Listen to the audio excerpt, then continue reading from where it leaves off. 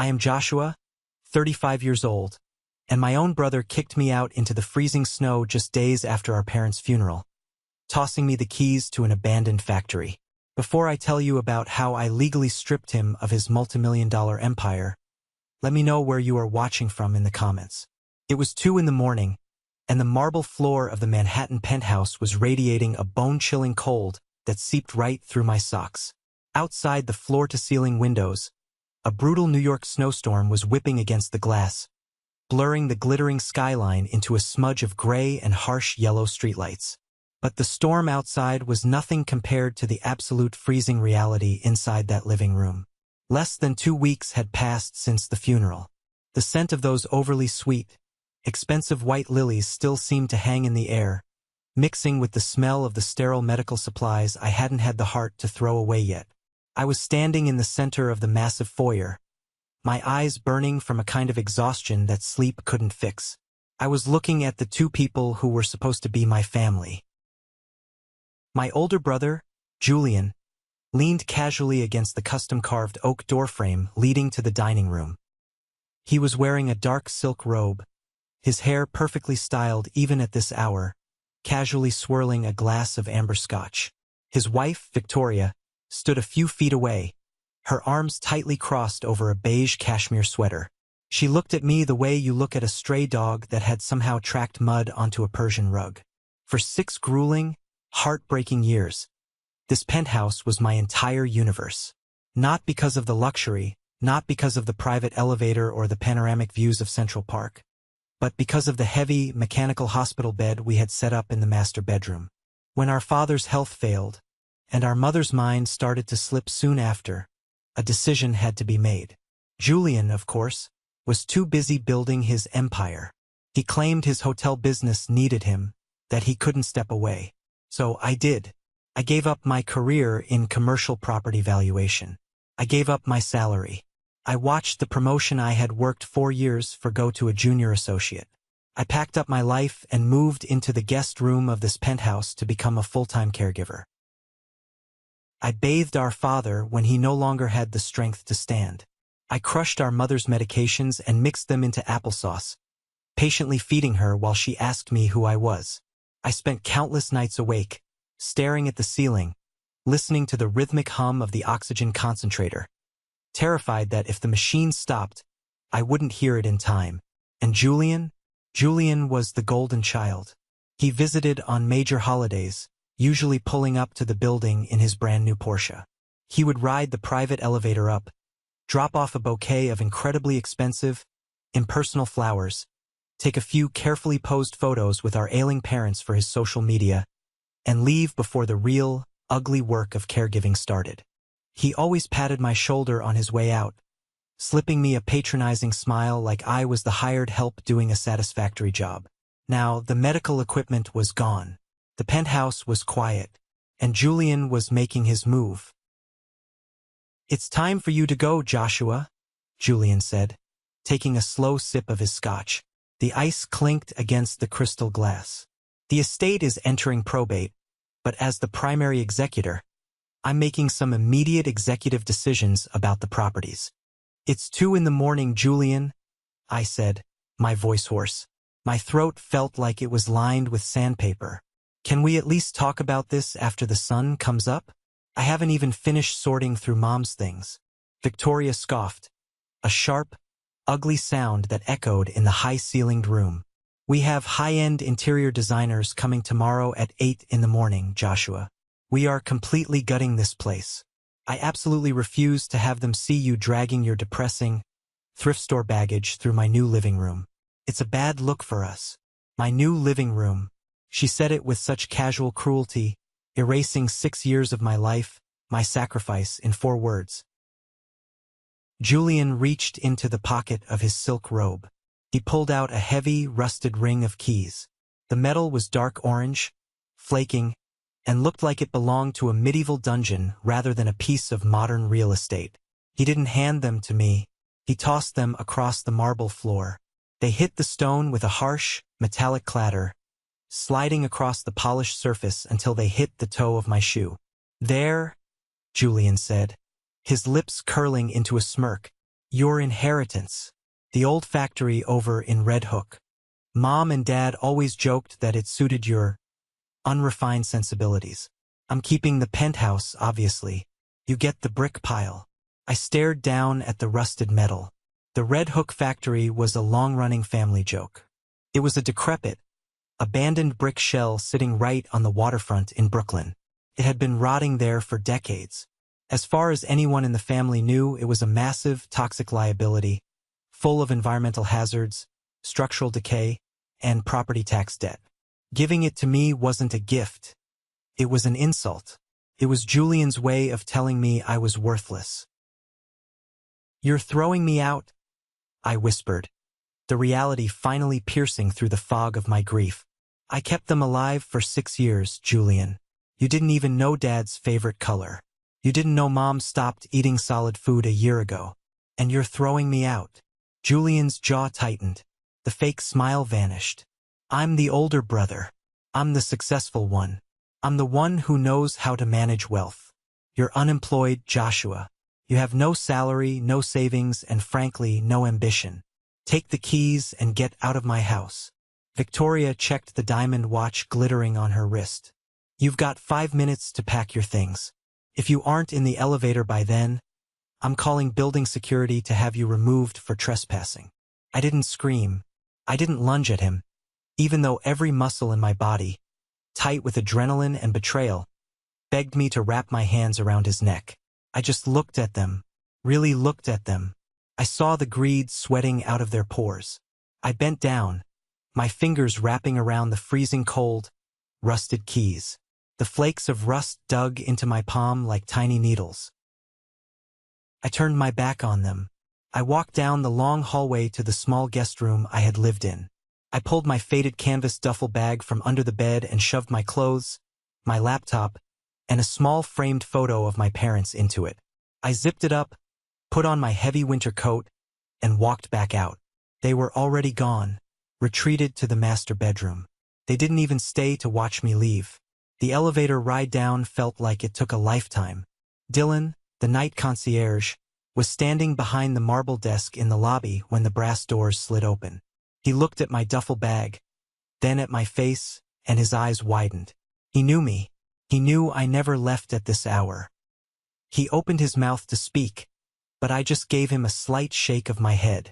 I walked out through the revolving glass doors and stepped into the biting wind of the New York winter. I stood on the snowy curb and ordered a ride-share on my phone. My hands were shaking so badly I could barely type in the destination. A beat-up sedan pulled up 10 minutes later. A guy named Joseph was driving. He took one look at me in the rearview mirror, saw the bag, saw the snow in my hair and the hollow look in my eyes, and wisely decided not to make small talk. "Where to, man?" he asked quietly. "Red Hook, Brooklyn," I replied, my voice completely flat. The drive took almost an hour through the dark, icy streets. When Joseph finally pulled up to the curb near the waterfront, he put the car in park and turned around to look at me. The neighborhood was dead silent, illuminated only by a few flickering orange street lamps. "You sure about this, man?" Joseph asked, his brow furrowed with genuine concern. "There's nothing out here but rats and broken glass." I looked out the window. The factory loomed in the darkness like a massive, rotting beast. The brick walls were scarred and crumbling. The chain-link fence surrounding the perimeter was heavily damaged, blowing slightly in the freezing wind, scraping against the concrete. Half the windows on the upper floor were completely shattered, looking like hollow black eyes. "I'm sure," I said. I tipped him a $20 bill, grabbed my bag, and stepped out into the night. The wind off the East River was absolutely brutal. Cut through my wool coat like a serrated knife, biting into my skin. I stood on the cracked pavement, staring up at the monolithic brick structure that Julian thought was a fitting punishment for my years of loyalty. I walked up to the heavy steel side door. I fumbled with the rusted ring of keys, my fingers numb from the cold. I tried the first key. It wouldn't even slide into the lock. I tried the second. It went in but wouldn't turn.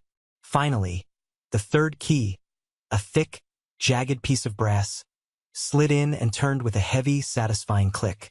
I threw my shoulder against the steel door. The rusted hinges screamed into the quiet night as I shoved it open. I stepped inside and pulled the door shut behind me, plunging myself into pitch blackness. I pulled out my phone and turned on the flashlight. The beam cut through the darkness, illuminating floating particles of dust. The air inside smelled like old engine oil, damp brick, and decades of decay. Debris was scattered everywhere. Overturned wooden pallets, rusted metal barrels, and shattered glass crunching under my boots. At first glance, the massive industrial floor looked exactly like what Julian had claimed it was. A worthless, toxic pile of junk. But I was a commercial property evaluator. Before my life became about heart monitors and pill organizers, my entire career was built on walking into spaces and seeing what others missed. I evaluate structures, systems, and hidden values for a living. And as my flashlight beam swept across the far wall, the analytical part of my brain, dormant for 6 years, suddenly snapped awake. Something here did not make sense. My light hit a massive electrical junction box bolted to the brick wall. The conduit pipes running out of it were old, but the box itself? The box was a modern, high-capacity industrial breaker panel, and there wasn't a speck of dust on it.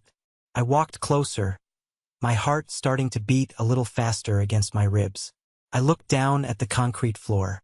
The entire warehouse was covered in an inch of grime, but there was a distinct, clean pathway, about 3 feet wide, swept entirely clear of debris, leading straight from the side entrance toward the back administrative offices. Someone had been walking this path. Recently, I followed the clean concrete trail. It led me to a set of metal stairs in the back corner. I climbed them, the metal groaning slightly under my weight. As I reached the second-floor landing, I noticed a subtle change. The air up here wasn't freezing. It wasn't warm exactly, but it was regulated.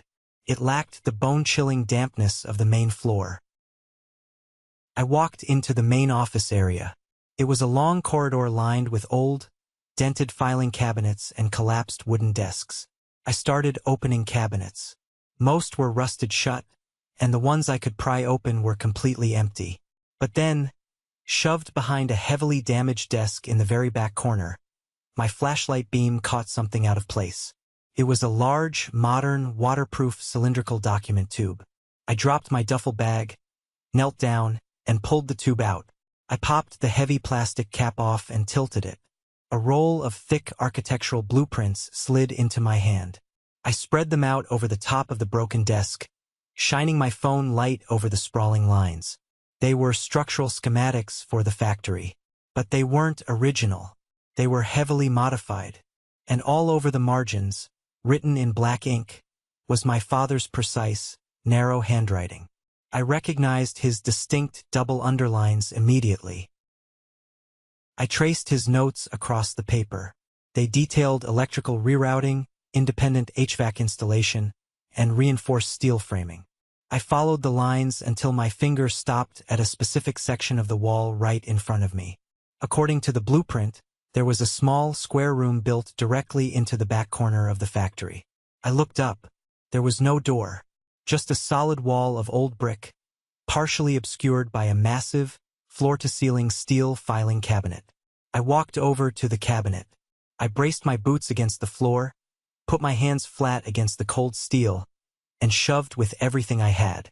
It resisted at first, but then it rolled on hidden casters, sliding smoothly to the left.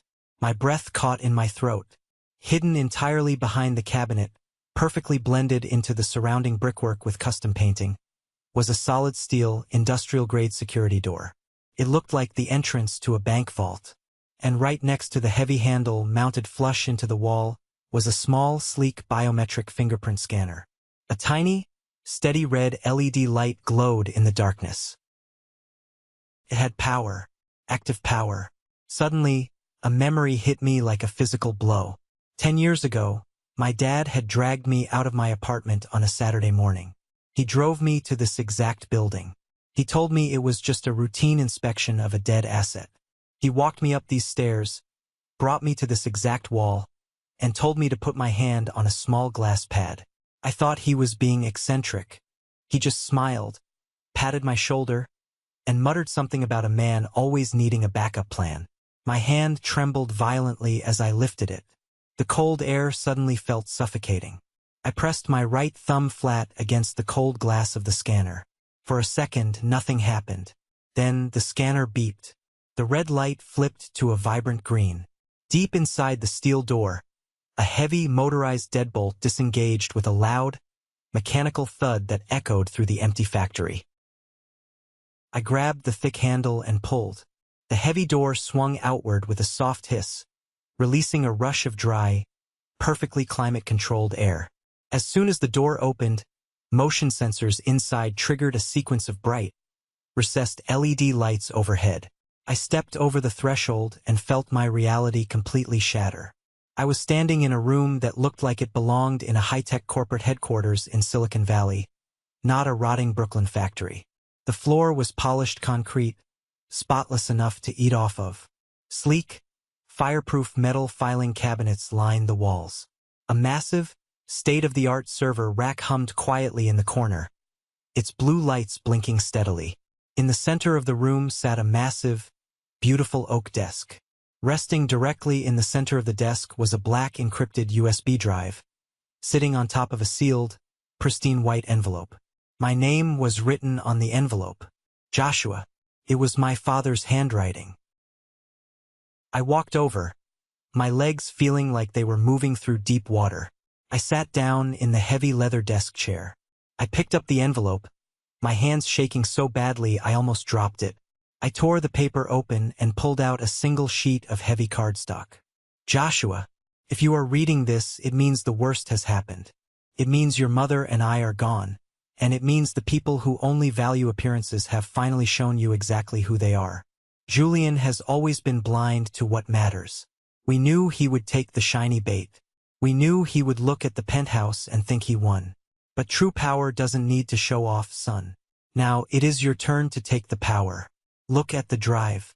Understand what you hold. Tears, hot and fast, finally spilled over my eyelashes. They tracked down my cold cheeks and dropped onto the letter. For 6 years, I thought they didn't see me. I thought Julian was the favorite, the golden boy who got everything while I got the burden. But they knew. They knew exactly who he was, and they knew exactly who I was. I wiped my face with the back of my sleeve, a newfound fire igniting in my chest.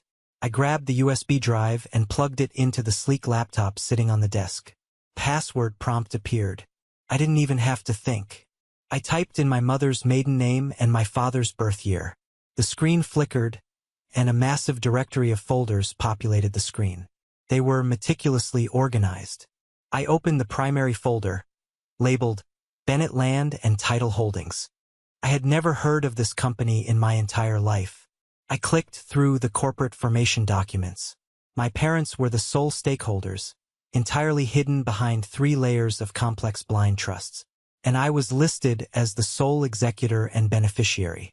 I opened the asset ledger. The factory in Red Hook was listed as the registered corporate address. But it wasn't the main asset. The factory was literally just a mailbox.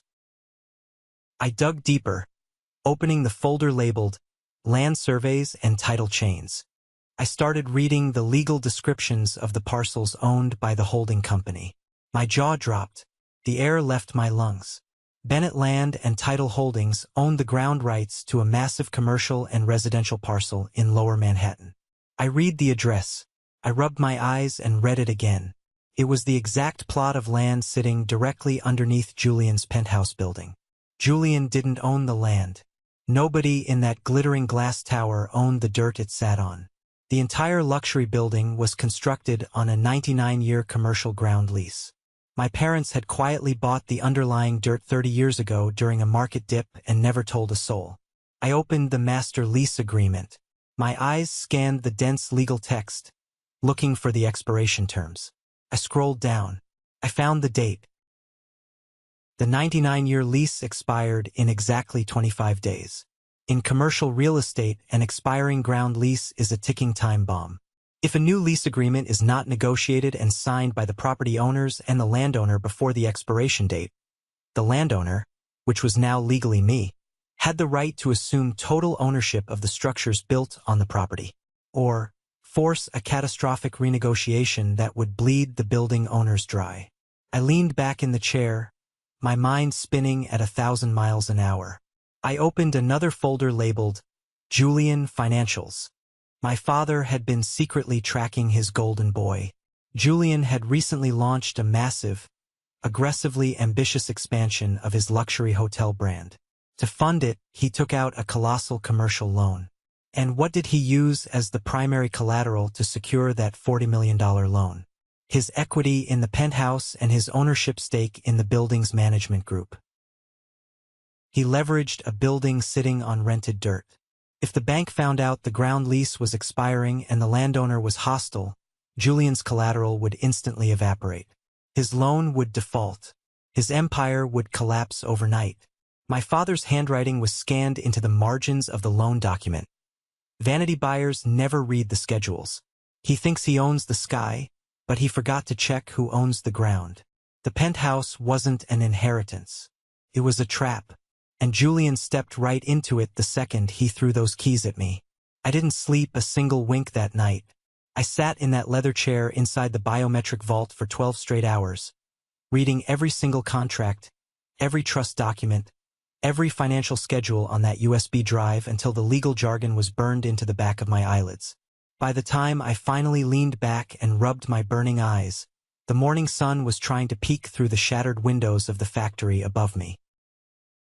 Suddenly, my phone vibrated violently against the heavy oak desk, shattering the absolute silence of the underground room. I picked it up, the screen illuminated with a name I had hoped not to see for a very long time. Julian. I stared at it. He was calling at exactly noon. I let it ring 3 times, taking a slow, deep breath to steady my racing heart. I cleared my throat, forcing my voice to sound tired and defeated, and hit answer. Joshua. Hey, buddy. Julian's voice boomed through the speaker. It was his signature fake-friendly tone. The one he used when he was trying to charm an investor or close a bad deal. It was a tone completely devoid of the venom he had sprayed at me just 10 hours earlier. Julian, I said flatly, giving him absolutely nothing to work with. Listen, Victoria and I were talking this morning over breakfast. He continued, sounding incredibly casual, as if he hadn't just thrown his own blood onto the street at 2 a.m. during a snowstorm. We feel terrible about last night. We really do. Emotions were just running so incredibly high after the funeral. You know how it is. Grief makes us all do crazy things. We weren't thinking straight. Right? Grief, I echoed, staring at the multi-million-dollar ground lease document glowing on my laptop screen. Exactly, Julian said, seizing on my quiet tone, probably assuming I was depressed and desperate. Anyway, I was thinking about that factory. Mom and Dad meant well, they really did, but they really strapped you with a nightmare. I had my accountant run some preliminary numbers. The property taxes alone on that waterfront zoning are going to drown you in 6 months. Plus, there are environmental cleanup codes, structural liabilities, potential asbestos. It's a massive mess. You don't have the salary for that kind of upkeep anymore, Josh. Not since you quit your job. He paused, clearly waiting for me to sound panicked. Waiting for me to beg for help. I stayed completely, terrifyingly silent.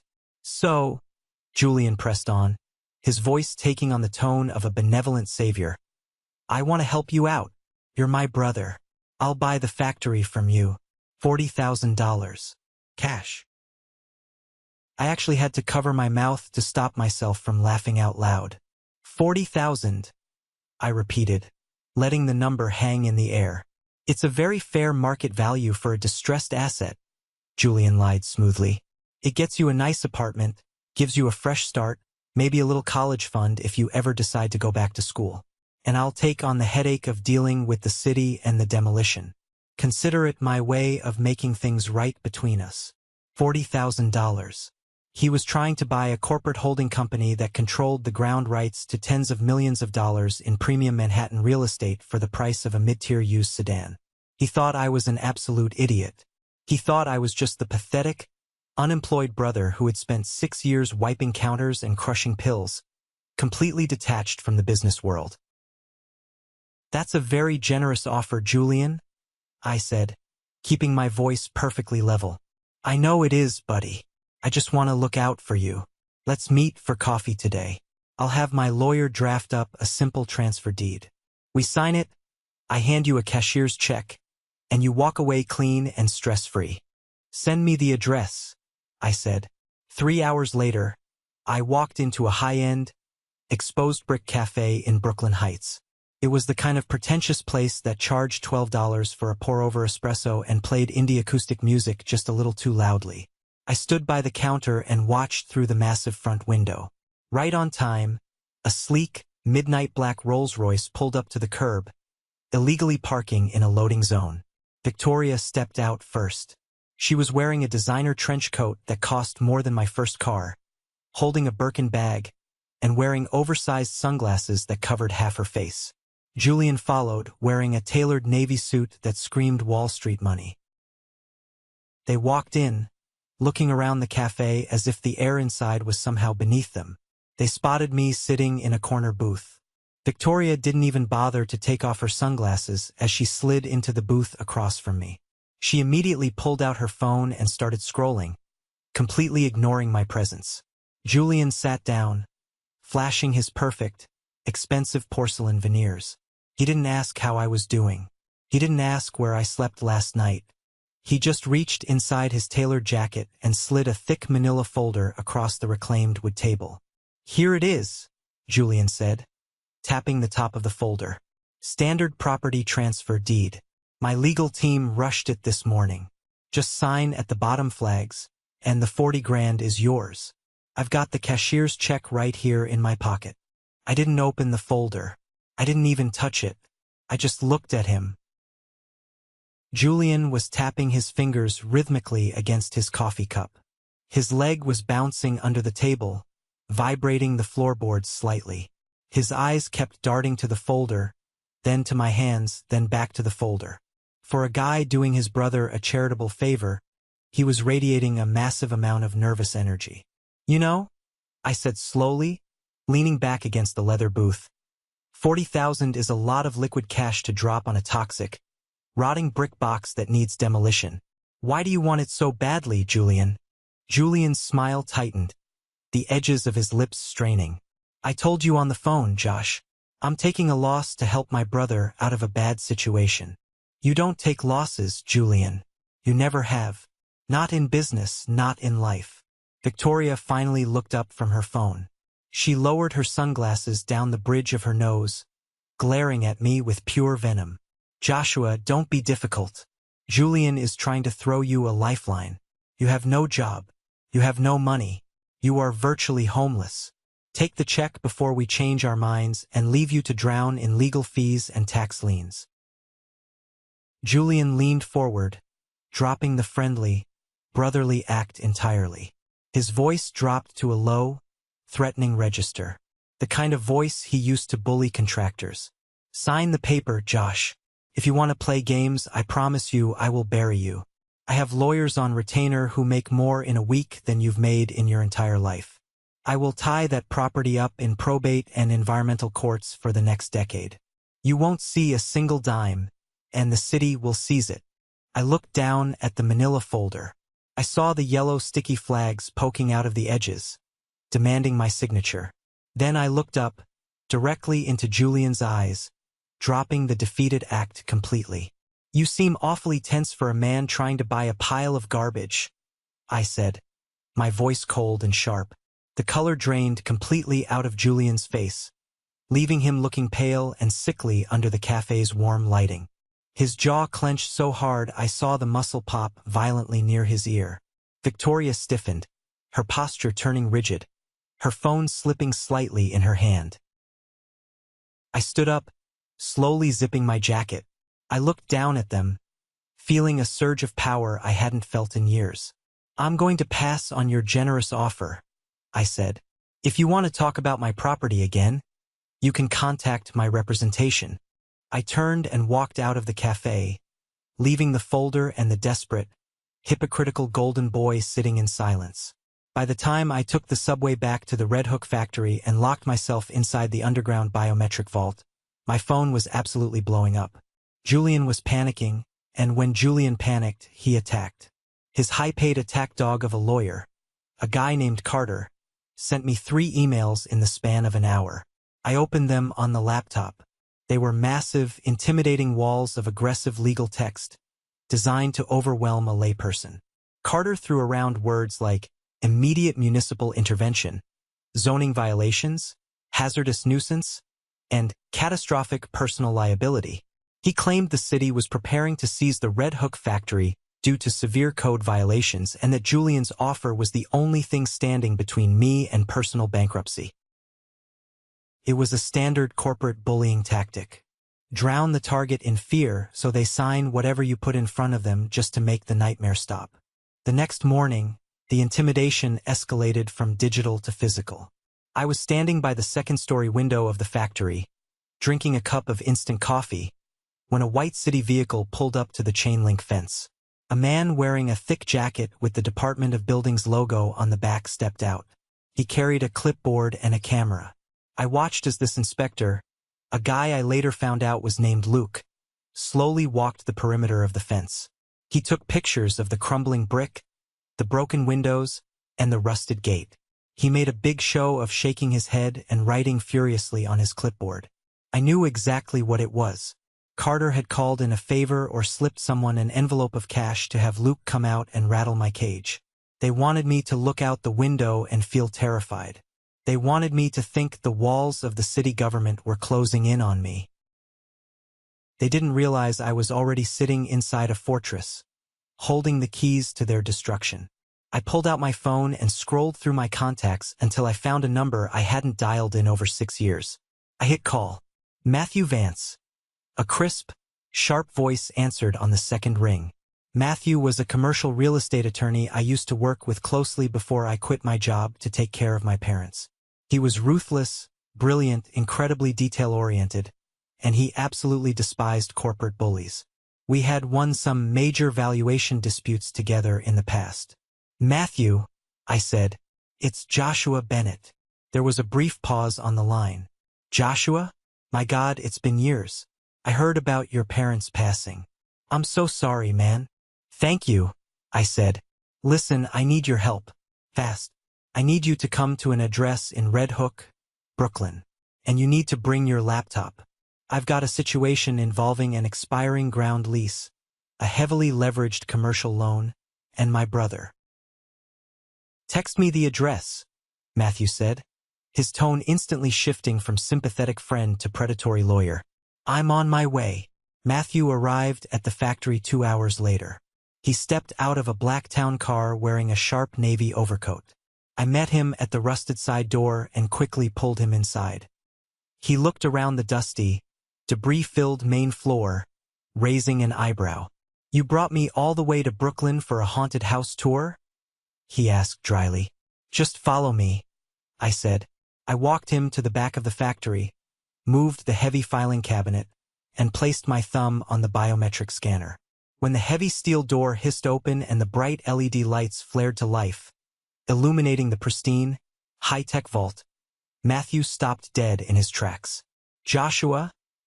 Matthew breathed, stepping over the threshold and looking around the secure room in absolute disbelief.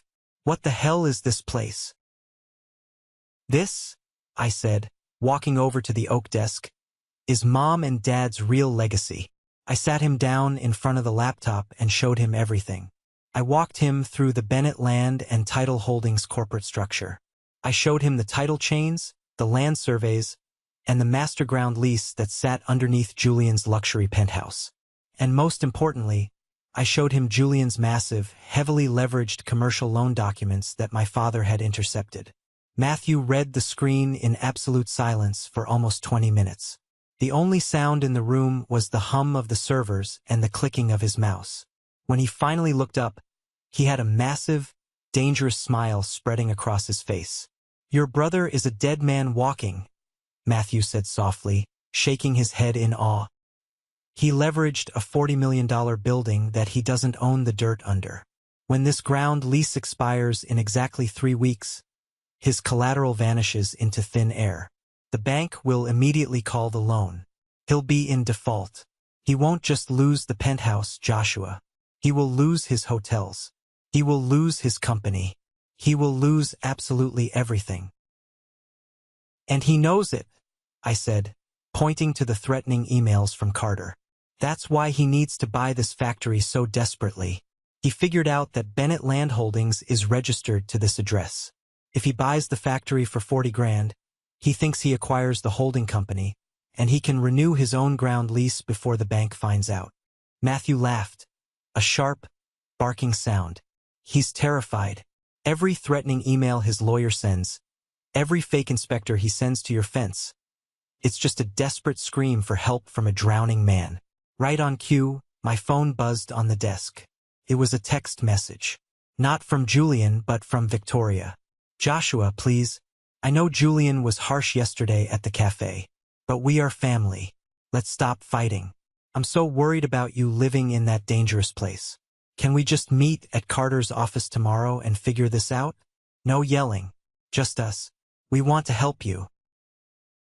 It was a masterclass in psychological manipulation. The aggressive legal threats from Carter were the stick. Victoria's fake, tearful warmth was the carrot. They were trying to herd me into a corner, breaking me down emotionally and legally. What do you want to do? Matthew asked, leaning back in his chair, folding his arms. I stared at the text message.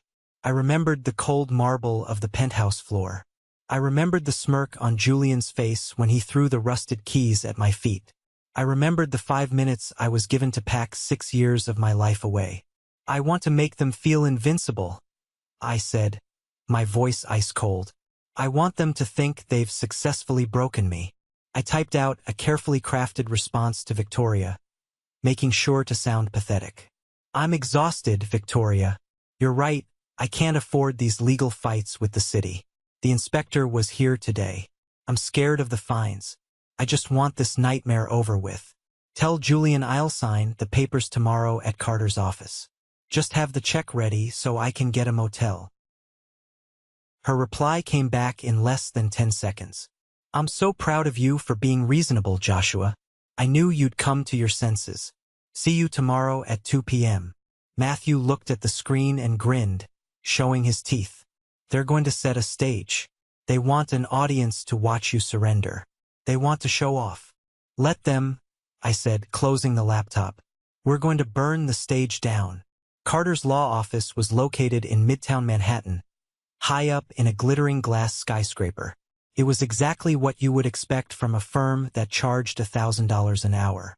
The lobby featured imported Italian marble, floor-to-ceiling glass windows overlooking Central Park, massive mahogany tables, and an aggressive amount of confusing modern art.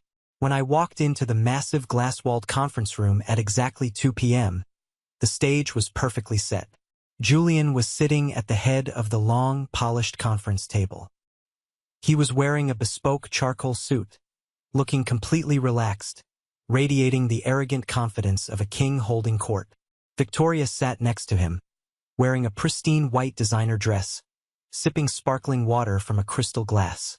Carter, the lawyer, stood off to the side, organizing a neat stack of legal documents with a smug look on his face.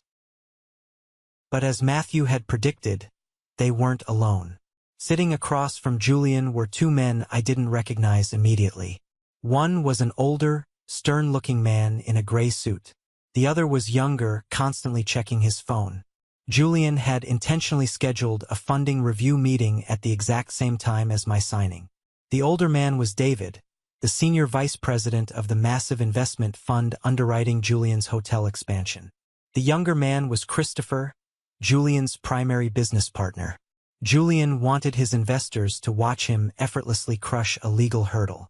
He wanted to look like a master negotiator dealing with a pathetic, desperate peasant.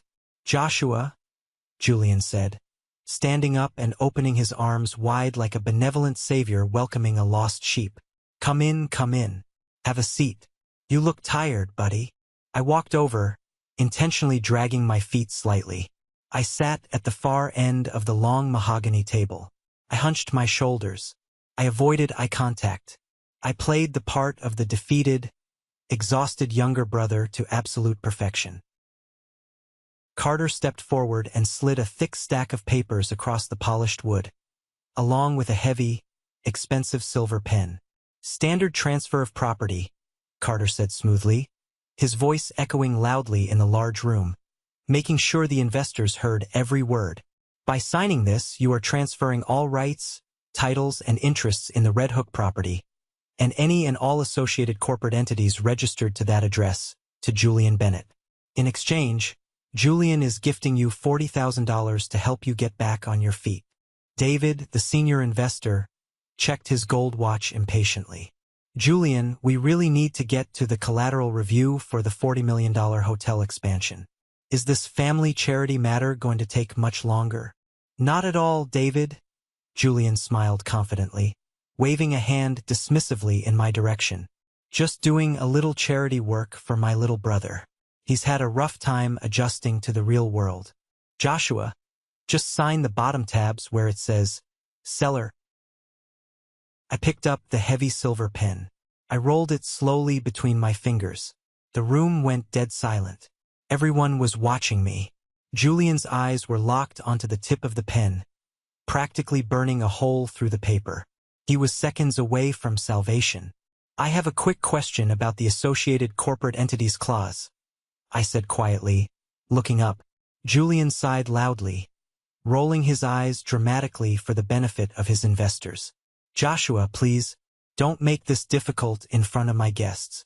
It's standard boilerplate language. Just sign it so we can move on." Before Julian could say another word, the heavy glass door of the conference room swung open with a loud click. Matthew walked in. He was wearing a razor-sharp navy suit, carrying a thick leather briefcase. He didn't ask for permission. He didn't introduce himself to the receptionist. He walked straight past Carter, straight past the investors, and stood directly at my side at the end of the table. "Excuse me, who the hell are you?" Carter demanded, his face flushing red as he stood up. "This is a private legal meeting.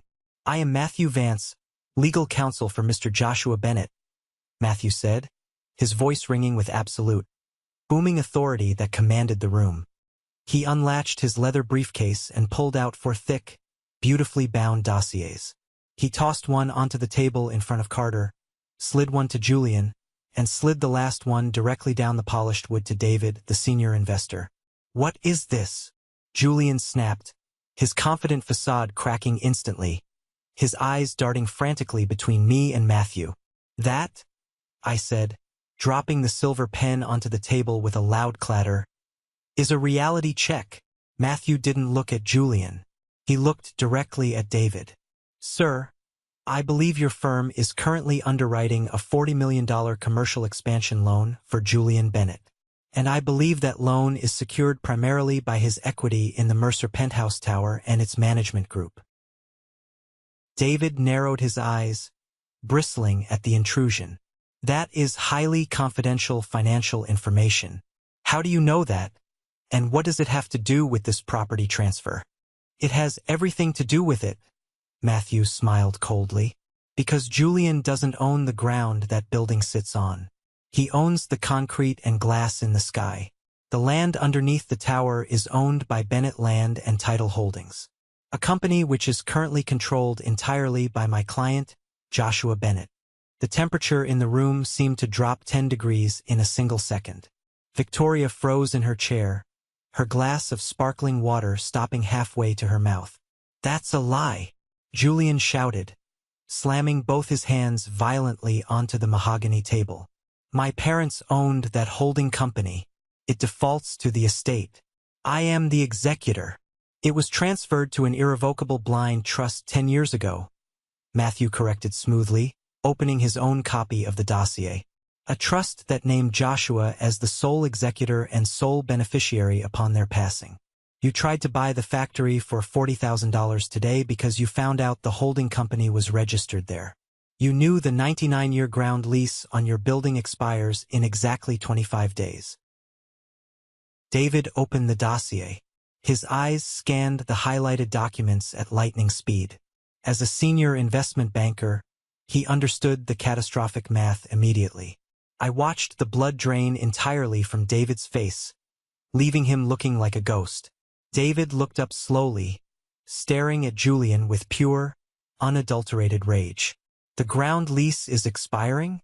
You used a building with an expiring ground lease as primary collateral for a $40 million loan. David, listen. I can explain. It's a misunderstanding. Julian stammered, heavy sweat instantly breaking out on his forehead, his voice pitching up in panic. If a new lease isn't signed in 3 weeks, the landowner takes legal possession of the improvements. Christopher, the business partner, said, his voice trembling as he realized he was legally tied to this financial disaster. Julian, your equity goes to absolute zero. You're completely wiped out. I won't sign a renewal, I said clearly. My voice cut through the rising panic in the room like a blade. Julian whipped his head toward me. His eyes were wide with absolute terror. The arrogant, untouchable golden boy was completely gone. In his place was a desperate, cornered animal staring at a firing squad. Joshua, please, Julian begged, his voice cracking, his hands shaking as he reached across the table toward me. You can't do this. You'll ruin me. I'll lose the company. I'll lose the penthouse. I'll go to federal prison for bank fraud if the collateral zeroes out. We're brothers. I looked at him. I looked at Victoria, who was staring at me with genuine horror, her perfect, elitist mask completely shattered into a million pieces. I'm not ruining you, Julian, I said softly, leaning forward, resting my forearms on the table. I'm just refusing to save you from a massive mistake you made because you thought appearances were the same thing as ownership. You threw me out into the snow because you thought I was worthless.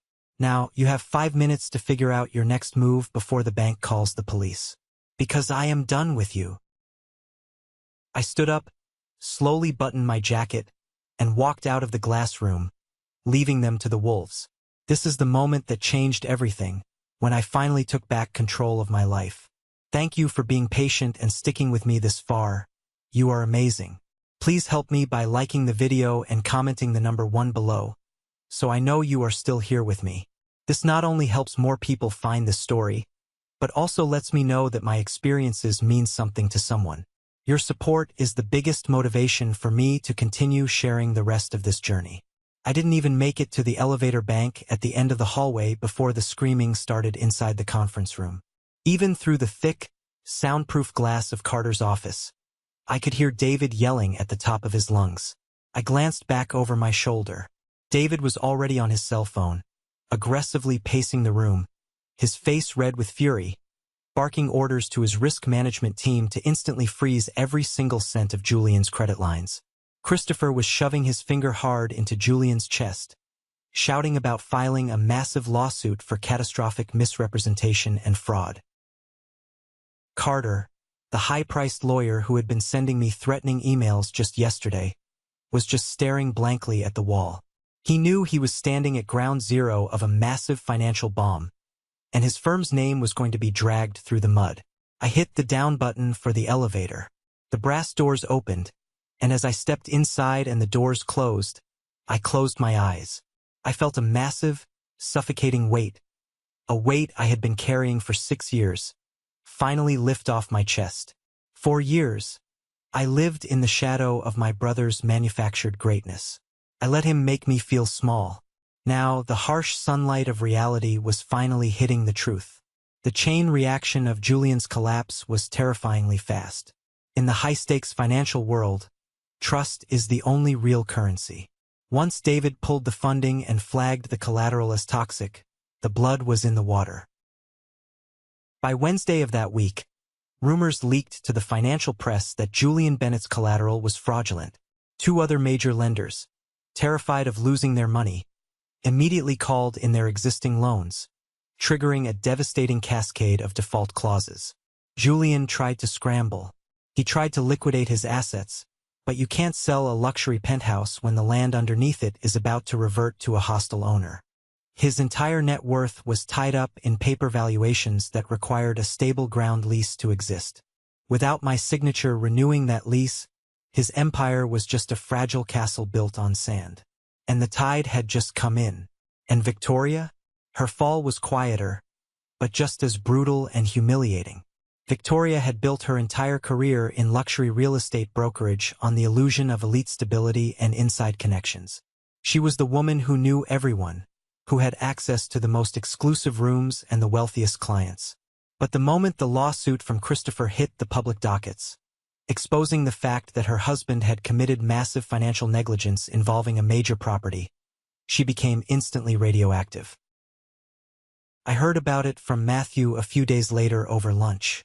Andrew, the managing director of Victoria's elite brokerage firm, called her into his office on a Friday morning. He fired her on the spot. He didn't even let her go back to her desk to pack her own belongings. He had building security escort her directly out of the lobby. In the world of high society, people don't tolerate the stench of failure. Her wealthy friends stopped returning her calls.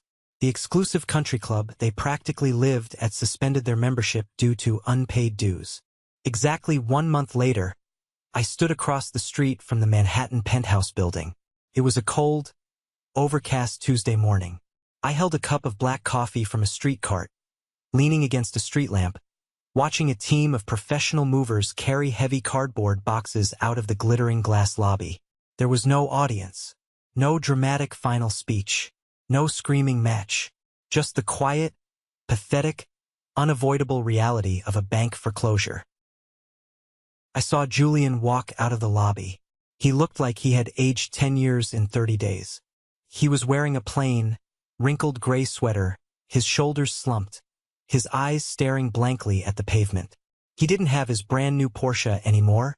The bank had seized it weeks ago to cover the outstanding interest on his defaulted loans. He climbed slowly into the passenger seat of a rented, beat-up moving van. Victoria walked out a few moments behind him. She wasn't wearing her designer sunglasses. She wasn't wearing her cashmere.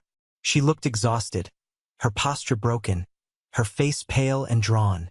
She didn't look like the arrogant woman who had stood in that marble foyer and given me 5 minutes to pack my bags. She looked like someone who finally understood what it meant to have absolutely nothing. The moving van started up with a sputter. They drove away, merging into the chaotic New York traffic, disappearing into the sea of yellow cabs. They didn't even look back at the building they used to rule. They lost everything because they worshipped the illusion of wealth. They thought the marble floors, the designer clothes, and the prestigious address were what made them powerful. They never bothered to look down and secure the foundation. But I did. Exactly 30 days after Julian and Victoria drove away in that rented moving van, I walked back through the revolving glass doors of the Manhattan penthouse building. I did not have a duffel bag this time. I was not being escorted out in the middle of the night. I walked straight up to the marble concierge desk. Dylan, the night concierge who had watched me leave in the freezing snow, was working the day shift. He looked up, recognized me instantly, and a wide, genuine smile broke across his face. He knew everything that had happened. The entire building knew. When a man like Julian Bennett loses his empire, the gossip spreads faster than a wildfire. Dylan handed me the master keycard without me even having to ask. I rode the private elevator up to the top floor. The doors slid open silently, and I stepped into the foyer. It was completely empty. The custom-carved oak furniture was gone. The expensive modern art that Victoria loved to brag about was stripped from the walls, leaving behind pale rectangular outlines on the expensive paint. The Persian rugs were rolled up and taken away. All that was left was the cold, echoing expanse of marble and glass. I walked slowly through the massive living room. I walked into the kitchen, running my hand along the edge of the granite countertops. I walked down the long hallway and stood in the doorway of the master bedroom. This was the exact spot where I had spent 6 years of my life. This was the room where my father took his last breath. This was the room where I had traded my salary, my career, and my own personal life to make sure my parents did not die in a sterile hospital ward. Standing there in the absolute silence, I expected to feel a massive surge of triumph. I expected to feel like a conquering king standing in the ruins of his enemy's castle. I expected to feel the ultimate vindication of my inheritance. But I did not. I looked out the floor-to-ceiling windows at the glittering New York skyline. I had the penthouse. I had the legal title. My lawyer, Matthew, had executed the lease reversion flawlessly. The building management group was now answering directly to Bennett Land and Title Holdings. I was, by every financial metric, a multimillionaire. I could have moved my things right back into that master bedroom. I could have hired the high-end interior designers Victoria was always talking about. I could have lived the exact life Julian had tried to build. But as I stood there, looking at the empty walls, I realized something incredibly profound. I did not want this place. This penthouse was beautiful, yes, but it was also a monument to vanity. It was a place designed to make other people jealous. It was a space built for taking perfectly angled photos to prove to the world that you were important. It was the very illusion that had poisoned my brother's mind and destroyed his soul. He loved the appearance of wealth so much that he completely forgot to secure the foundation of it. I did not need this address to know who I was. I did not need revenge to feel complete. Reality had already handed Julian his punishment, and I did not need to dance on his grave to find my own peace. I pulled out my phone and called Matthew. He answered on the first ring. "How does the view look from the top of the world, Joshua?"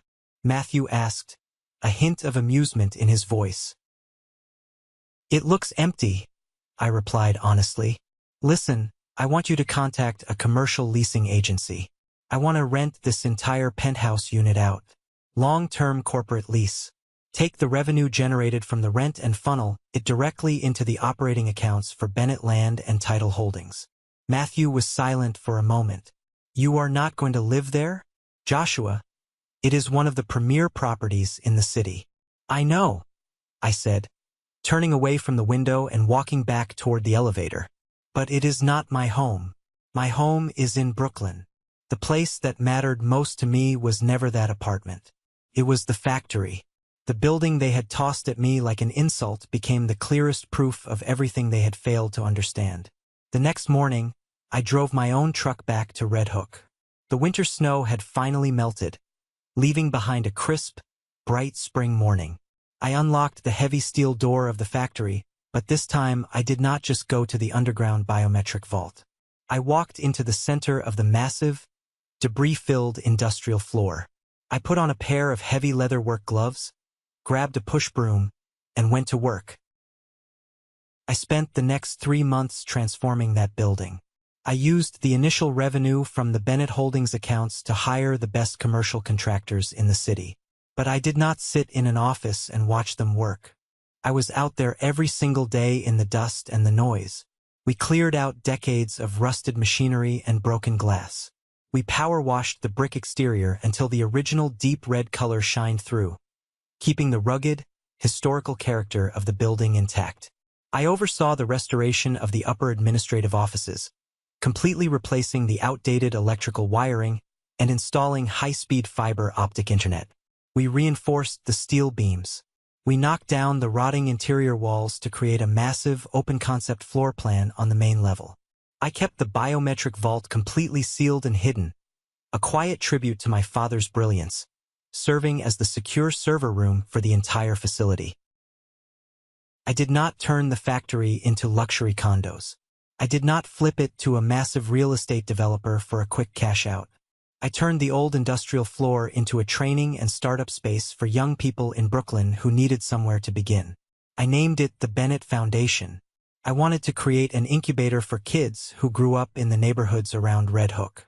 Kids who had brilliant minds and incredible work ethics, but who did not have a massive college fund to fall back on. Kids who would never be handed a high-paying corporate salary just because their parents knew the right country club members. Not everyone inherits a safe start. Not everyone gets handed a polished address and a room full of people ready to believe in them. I wanted that building to become a place where skill mattered more than status. I wanted a space where discipline mattered more than image, where people could build something real, even if nobody had ever expected much from them. We brought in mentors. We hosted coding boot camps, small business financial planning seminars, and trade skill workshops. We offered free office space and high-end equipment to young entrepreneurs who could pitch a solid, sustainable business plan. I walked the floors every single day.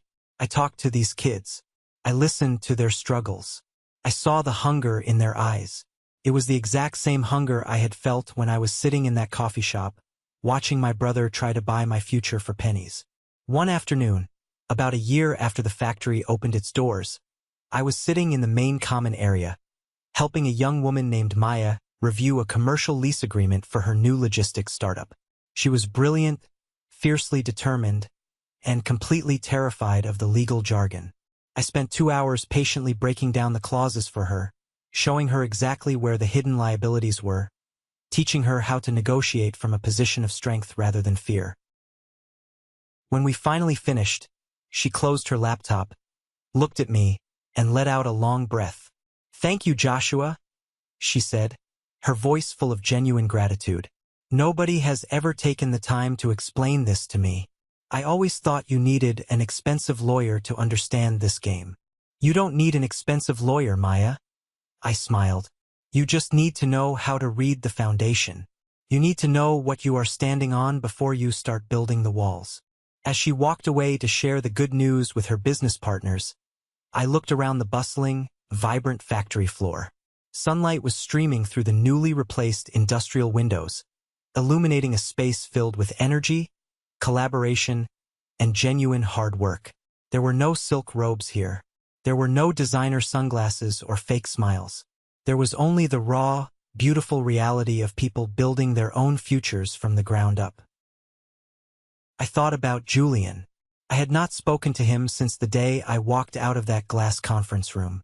Matthew kept tabs on the legal fallout for a while. The divorce between Julian and Victoria happened almost immediately after the bankruptcy filings. When the money ran out, the loyalty evaporated. Victoria fought tooth and nail in the divorce proceedings, trying to secure whatever scraps of assets were left, even going after the phantom college fund they had supposedly set up for a child they never had. The custody battle over their remaining dignity was brutal and public. Julian eventually moved out of state, taking a mid-level management position at a budget hotel chain in the Midwest. He was a man who had flown too close to the sun on wings made of rented paper, and when the paper burned, the fall was absolute. I felt a brief pang of sadness for him, but it faded quickly. Julian made his choices. He chose the illusion over the reality. He chose the applause of strangers over the loyalty of his own blood. I chose the factory, and in doing so, I finally found the life I was always meant to live. It has been 3 years since the cold winter night I was thrown out onto the street with nothing but a duffel bag and a rusted ring of keys. Late yesterday evening, after all the young entrepreneurs had packed up their laptops and gone home, I walked up the metal stairs to the roof of the Red Hook factory. The air was warm, carrying the salty scent of the East River. The sky was turning a deep, bruised purple as the sun set behind the massive, glittering skyline of Manhattan across the water. I leaned against the brick parapet and looked out at the city. Far in the distance, I could just barely make out the specific glass tower where the penthouse sat. It was just another glowing rectangle in a forest of steel and light. I stood there for a long time, listening to the hum of the city, thinking about the incredible, terrifying, beautiful journey that had brought me to this exact spot. In the end, that was the ultimate lesson my parents left me, and it took losing them to finally understand it. My father and mother spent their entire lives building a quiet, unshakable empire. They did not buy yachts. They did not throw extravagant parties to impress people they secretly despised. They invested in the dirt. They invested in the foundation. They understood that real value is usually quiet. It does not always look impressive at first glance. It does not beg for attention, and it does not need to be photographed to be powerful. The things that truly hold a life together, loyalty, patience, deep knowledge, and quiet strength, are often the exact things shallow people overlook because they are too busy chasing what sparkles. Julian and Victoria thought ownership meant possession. They thought that just because they held the keys to a luxury apartment, they were untouchable. They thought power meant access to the right clubs and the right tables. They thought if something looked expensive, it had to be the ultimate prize. But they never stopped to ask what their entire life was standing on. They never bothered to check the roots of the tree they were so proudly sitting in. I did. I read the files. I did the heavy lifting. I spent 6 years doing the unglamorous, heartbreaking work of caregiving, learning the true meaning of duty and sacrifice. That is why they lost, and it is why I survived. I am speaking directly to you now, whoever is watching this, wherever you are. If you have ever been the person in the background, if you have ever been underestimated because you were patient, because you were quiet, because your strengths were not obvious to people who only respect loud noises and flashy displays, remember this. The strongest part of any structure is rarely the part on display. You are the rebar inside the concrete. You are the deep foundation that keeps the house from collapsing when the storm hits. People might walk all over you. They might ignore you. They might even try to throw you out into the cold because they do not understand your worth. But sooner or later, life has a way of revealing who built their future on something real and who only decorated the surface. Keep building your foundation. Keep doing the quiet work. Do not let the arrogant, flashy people in your life make you feel small. Because when the ground lease of life finally expires, the people holding the solid dirt are the ones who inherit the world. Now, before I sign off, I want to leave you with one final thought, an educational takeaway from all the chaos, the legal battles, and the family betrayal. If my story teaches you anything, let it be the critical difference between perceived wealth and actual ownership. We live in a society that is absolutely obsessed with the exterior. We are trained to admire the luxury car, the massive house, the impressive job title. But true security is never found in things you can lease, finance, or fake. True security is found in the unglamorous details. Reading the contracts, understanding your legal rights, managing your assets wisely, and building a foundation that no bank, no market crash, and no greedy relative can ever take away from you. Do not leverage your future on borrowed ground. Whether it is in business, in your relationships, or in your own personal development, always ask yourself, what is this standing on? If the foundation is rotten, no amount of expensive paint will save the house. Build slowly, build quietly, build with integrity. I want to hear from you now. What is the one lesson or takeaway from this story that resonated with you the most? Share your perspective in the comments below. Or, if this story simply brought you some value and a good reminder about life, just comment the word good, so I know you were here with me until the very end. Your interaction means the world to me, and it helps push these important lessons to others who might need to hear them today. Thank you for watching, and stay strong.